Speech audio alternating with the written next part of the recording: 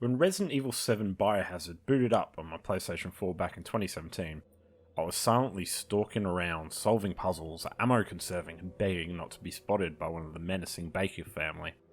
It was imposing. It breathed new life into a franchise which had found itself spiralling in spin-offs that flop, and ill-conceived competitive multiplayer shooters. In some ways, Resident Evil Village carries the torch of its predecessor, and in others, it embraces the camp of the original Resident Evil to bring a game that is solidly built and enjoyable, at the cost of genuine horror. Following on from the events of the previous entry, Resident Evil 7 Biohazard, Ethan Winters and his wife Mia have settled into suburban life in Europe, having been relocated by Chris Redfield due to the Louisiana incident with the Baker family. They are raising their 6-month-old daughter Rosemary when Chris suddenly storms in, assassinates Mia, and kidnaps Ethan and Rosemary, ultimately bringing them to a mysterious and empty village. At least, for a short time. Ethan is then attacked by lichens, werewolves, and discovers that the village is ruled by a figure known as Mother Miranda, who is worshipped by the villagers. The village is governed by 4 lords, each with their own forces. Lady Dimitrescu operates out of a large castle with her 3 vampiric daughters. Donna Beneviento resides in a mansion in the snowy hills with her doll collection and main puppet Angie. The Cronenberg-esque Salvatore Moreau, who has been conducting experiments by the large reservoir, and finally Carl Heisenberg, who channels Mad Magneto vibes in his super soldier factory. Ethan Winters stumbles his way through various serious injuries on a quest to defeat each of the lords and stop Mother Miranda with her plan and rescue his daughter.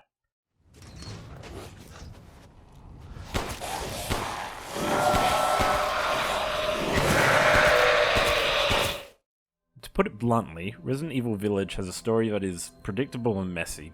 To be honest, the entire Resident Evil lore is a bit messy at this point.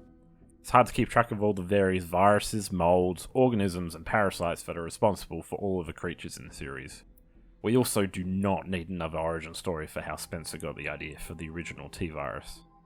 The story just serves as a way to piece together the various tonal areas of the game. Much like Ethan Winters, I just accepted the weird and wild quest of recovering my daughter's body parts, which are housed in flasks for some ritual. Yeah, it's a bit messed up. Who could even do this? She can be saved, you know. Saved? From this? Are you insane? Which brings me to the tone. Resident Evil 7 was scary, like terrifying.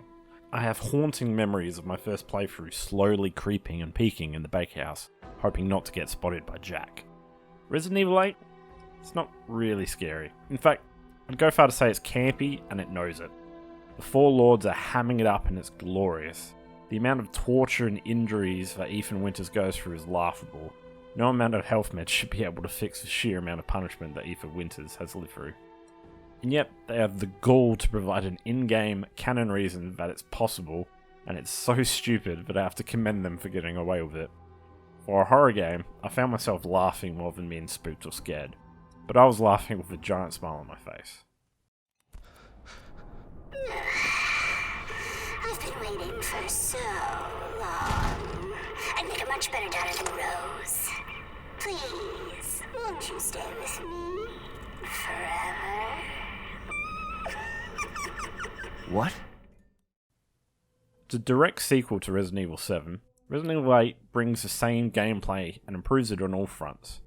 The first-person shooting feels tighter and easier to handle, which can also be explained by Ethan's new firearm training from Chris. The game lifts the inventory management system for Resident Evil 4, requiring you to play Tetris with your grenades, ammunition and first aid meds to fit it all in your backpack. There are crafting materials strewn around the various areas, allowing on-the-fly crafting of ammo, meds and explosives needed to take on the hordes of enemies in the village. The merchant, known as the Duke, provides a shopfront for purchasing upgrades to your weapons, as well as a cooking section for permanent upgrades for Ethan. It all just feels tighter and more polished. What are you buying? Just something an old friend of mine used to say. The true gem of design is the structure and pacing. From the get-go, the game outlines the overall structure of the game to come, with the village serving as a central hub for the 4 lord areas surrounding it. I personally love the use of a key in which you build upon after every major area. It highlights what areas are story focused and what areas are more for exploring and treasure hunting. For instance, a door requires a 6-winged key, but mine only has 2 wings, so I know I'm going to have to come back here in a while once I build it up to 6. This aspect, coupled with the fantastic map system from Resident Evil 2, which highlights door locations and importantly what key is needed, and whether all items and treasures have been collected from an area. It provides a clear idea of where I have to go, where I need to go, and where I could go to get some more materials or treasures. Resident Evil Village reminds me a lot of American Horror Story, or more the concept of it. The areas the 4 lords of the village reside in honestly feel like 4 different games mashed together, but in a good way. They each feel like a horror anthology story, borrowing elements of different horror styles, and just using a creepy village as sort of connecting glue to stick them all together. The castle feels like a traditional Resident Evil game, solving puzzles which unlock hidden rooms and unlocking shortcuts. It even has mini-bosses and a statue puzzle.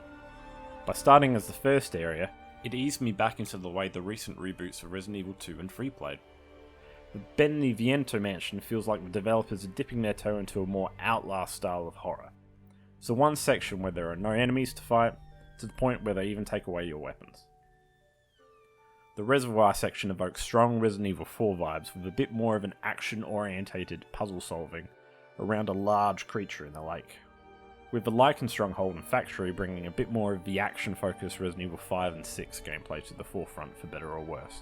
And whilst I found the last areas of the game a bit lacking, I found myself amused by the stupidity of it all.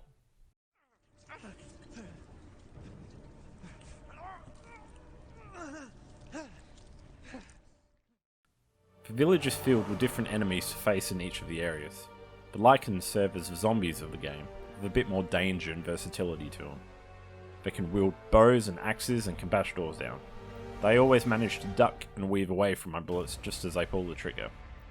The vampiric Dimitrescu daughters serve as menacing mini-bosses where you have to utilise the environment to defeat them, and the super soldiers hit on the campiness I mentioned before. They are grotesque and menacing to fight, and there are so many of them.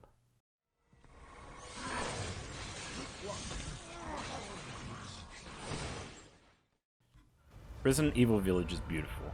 Each area is distinct and is beautifully designed. The reveal of the factory's true purpose was awe-inspiring enough for me to stop and utilise the game's photo mode to capture the scale of it all. It ran smoothly with no frame rate drops or crashes. The enemy designs are grotesque, with a great amount of detail given to the 4 lords, and the music complements the unsettling situations Ethan finds himself in, serving grandiose accompaniments to the larger-than-life fights with the lords and the ever-present creepy ambience of creatures lurking in the shadows to add the right amount of tension.